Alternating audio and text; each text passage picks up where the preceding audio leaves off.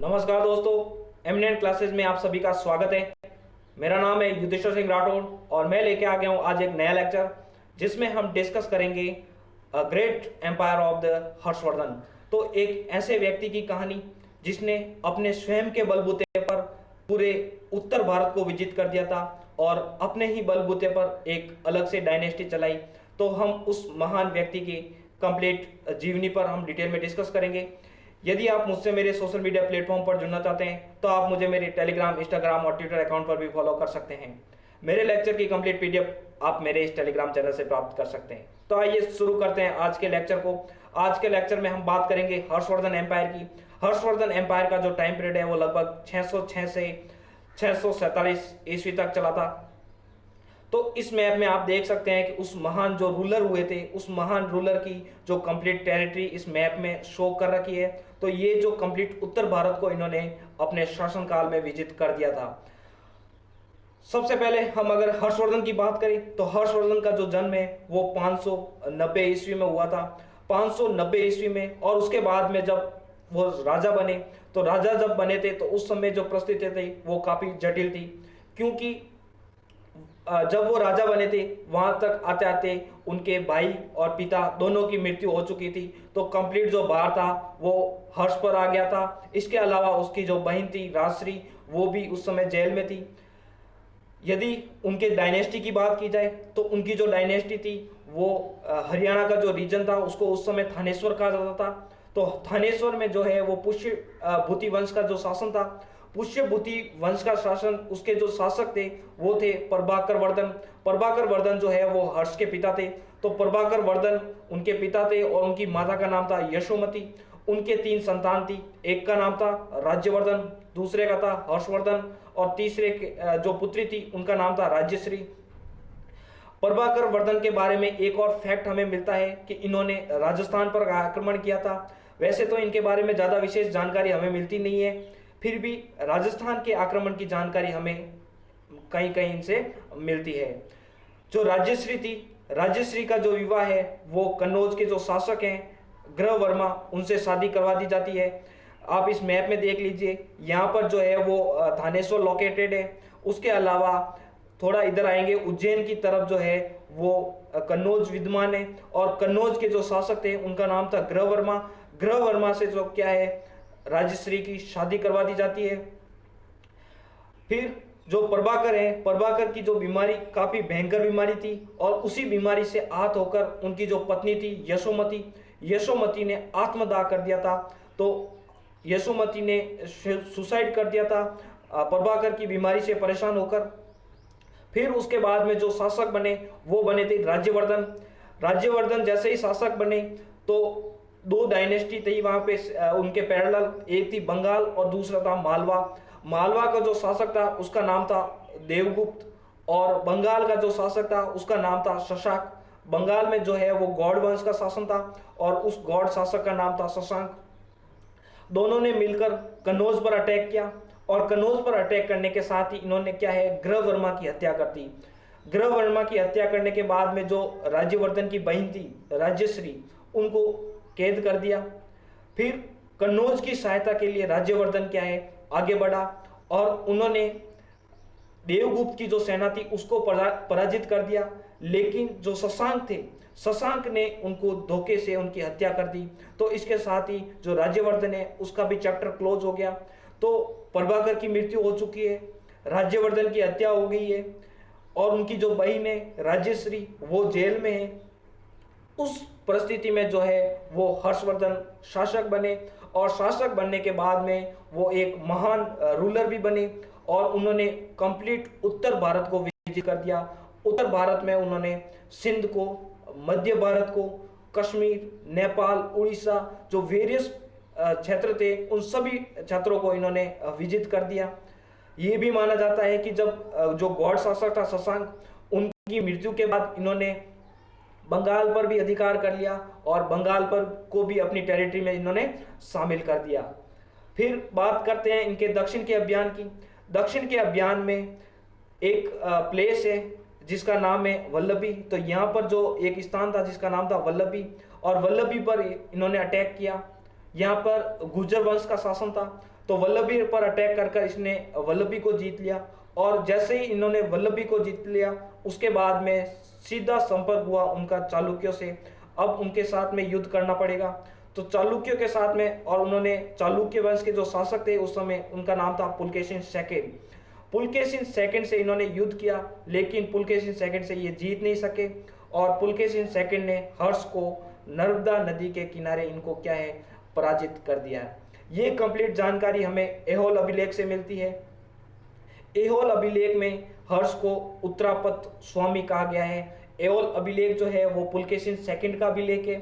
उसमें ये बताया गया है कि एक महान शासक उत्तरापत स्वामी जिनको कहा जाता है, उत्तर के एक महान शासक जिनका नाम था हर्षवर्धन, उनको मैंने पराजित किया है। पुलकेशिन की प्रशंसा बताता है कि जो हर्षवर्धन है, इतना महान शासक हुआ है, उसको मैंने पराजित किया है। तो ये जानकारी जो है वो हमें मिलती है। 621 ईस्वी तक जो है वो हर्ष डायनेस्टी इतनी फैल चुकी थी। कंप्लीट ये हर्ष डायनेस्टी की टेरिटरी हमें बताती है। उसके बाद में जो साउथ में चालुक्य वगैरह हो गए थे, तो ये कंप्लीट टेरिटरी यहाँ पर जो है वो हमें थानेश्वर बताता है। ये जो थानेश्वर रीजन है वो उस समय पहले पुष्यभूति वंश का मेन जो राजधानी थी वो थानेश्वर थी।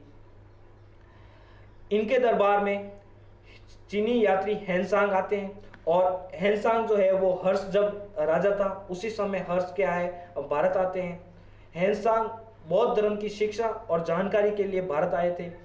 उस समय जो बौद्ध धर्म का जो केंद्र था वो उस समय भारत हुआ करता था, और भारत में वो है बौद्ध धर्म की शिक्षा लेने के लिए हेनसांग क्या है, भारत आए थे। हेनसांग ने नालंदा जो विश्वविद्यालय है वहाँ पर अध्ययन किया, और कालांतर में वहाँ पर अध्यापक भी बन गए थे। तो नालंदा विश्वविद्यालय जो है वो किसके द्वारा स्थापित किया गया है, इस क्वेश्चन का जो आंसर है वो आपको नीचे कमेंट बॉक्स में देना है। क्योंकि हमने जब गुप्ता डायनेस्टी की बात की थी तब हमने देखा था कि नालंदा जो विश्वविद्यालय है उसकी स्थापना किसने की है। तो इसका जो आंसर है वो आपको नीचे कमेंट बॉक्स में देना है। तो इसी नालंदा विश्वविद्यालय में हेनसांग ने अध्ययन किया था, और बाद में यहीं पर वो हैं जो टीचर बन गए थे।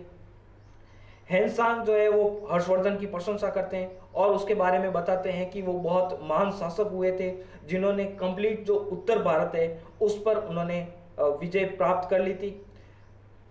हेनसांग ने दक्षिण भारत की भी यात्रा की थी, और वह जो हेनसांग है वह नरसिंह वर्मन और पुलकेशिन सेकंड उनका भी उल्लेख करता है। जो चालुक्य जो शासक हुए थे नरसिंह वर्मन फर्स्ट और पुलकेशिन सेकंड, उनका भी उल्लेख वो करता है। वो राजस्थान में एक स्थान है जिसका नाम है भीनमाल, जालोर में। तो वो भीनमाल की भी यात्रा करते हैं, और अपनी जो पुस्तक है उसमें इन सभी का वो है बयान करते हैं। और उनकी पुस्तक का जो नाम है वो है सी यू की। तो सी यू की एक काफ़ी इंपॉर्टेंट पुस्तक है, इंडिया के बारे में एक अच्छा ट्रेवल लॉग है। तो बहुत ज़्यादा जानकारी ये हमें सी यू की से प्राप्त होती है। हर्ष अगर धार्मिक रूप से देखा जाए तो हर्ष एक सहिष्णु शासक थे। शैव धर्म के जो है अनुयायी होते हुए भी उन्होंने सभी धर्मों को संरक्षण प्रदान किया। और हर्ष ने कन्नौज में एक सर्वधर्म सम्मेलन आयोजित करवाया। सर्वधर्म सम्मेलन में जितने भी धर्म थे उन सभी धर्मों के लोगों को इन्होंने बुलाया और सर्वधर्म सम्मेलन का आयोजन करवाया। इस सम्मेलन में इन्होंने 20 राज्यों के जो है राजा, उनको विभिन्न धर्मों के विद्वान, ब्राह्मण, सहस्त्रों, हीनयानी और महायानी जितने भी बौद्ध थे उन सभी बौद्धों को इन्होंने इकट्ठा किया। और उसके बाद में इस अवसर पर उन्होंने एक कन्नौज में एक विशाल संगाराम और 100 फीट ऊंची बुर्ज बनवाई। इसके अलावा हर्ष ने अपने कद के बराबर एक सोने की प्रतिमा बनाई भगवान बुद्ध की। तो ये सब चीज़ें जो है वो उस समय इन्होंने स्थापित की। लेकिन इस सर्वधर्म सम्मेलन के कारण क्या है, ब्राह्मण जो थे वो उनसे नाराज हो गए और उनका विरोध भी करने लगे। इवन ये भी बताया जाता है, हेनसांग हमें ये बताते हैं कि उस समय जो है वो हर्षवर्धन पर अटैक भी हुआ था। तो ये सब चीज़ें जो है वो उस समय की बताते हैं कि अध्यक्षता के कारण ब्राह्मण धर्म ने हर्ष का क्या है विरोध किया था। प्रारंभ में हर्ष शैव धर्म का अनुयायी था, लेकिन अपनी बहन राजेश्वरी के कारण वो बौद्ध धर्म की तरफ आकृष्ट हुआ। और उसके बाद में जो चीनी यात्री हेनसांग थे उसके प्रभाव में आकर उन्होंने बौद्ध धर्म के अनुयायी बन गए। और बौद्ध धर्म के अनुयायी बनने के बाद भी उनका जो ब्राह्मण धर्म की तरफ जो अभिरुचि थी वो कम नहीं हुई। इसलिए वो प्रत्येक 5 वर्ष के बाद पश्चात वो प्रयाग में महामोक्ष परिषद का आयोजन करवाते थे। तो हर 5 वर्ष के बाद में वो महामोक्ष परिषद का आयोजन करवाते थे, जिसमें बुद्ध, सूर्य और शिव की पूजा होती थी। तो इन तीनों की पूजा उस समय होती थी। इस अवसर पर जो वो 5 वर्षों में जितनी भी वो संपत्ति अर्जित करता था, वो क्या है, संपत्ति और वस्त्र का दान कर देता था। हेनसांग जो है वो छठे परिषद का उल्लेख हमें करता था कि छठे जो महामोक्ष परिषद है उसका हिस्सा जो है वो हेनसांग रहा था। तो उसका उल्लेख जो है वो हेनसांग करता है। ये परिषद जो है वो 75 दिनों तक चली थी। इसमें जो प्रथम दिन है वो बुध की, दूसरे दिन सूर्य की और तीसरे दिन शिव की पूजा की जाती थी और चौथे दिन जो है वो दान दिया जाता था। इसलिए अगर धार्मिक दृष्टि से देखा जाए तो हर्ष एक महान शासक हुए थे। इसके अलावा वो धर्म सहिष्णु शासक भी थे।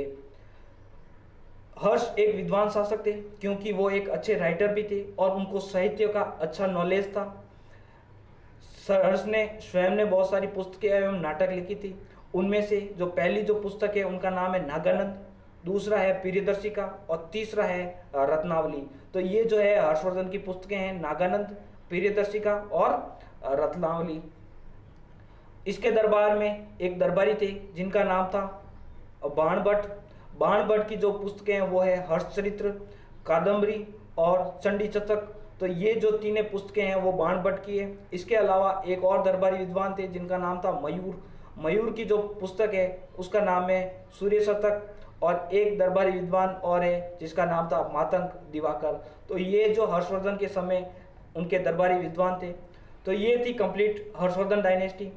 हर्षवर्धन डायनेस्टी के बारे में हमने कंप्लीट में डिस्कस कर लिया है।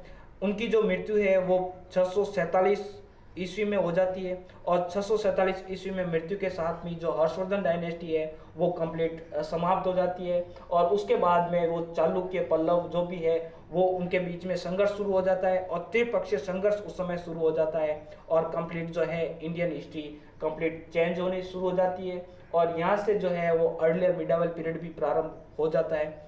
अगले लेक्चर में हम संगम काल में जो नीचे जो चोल पांड्य जो शासक हुए थे उनके बारे में डिटेल में डिस्कस करेंगे। आशा करता हूँ इस लेक्चर से आपको काफ़ी कुछ सीखने को मिला होगा। Thank you for watching.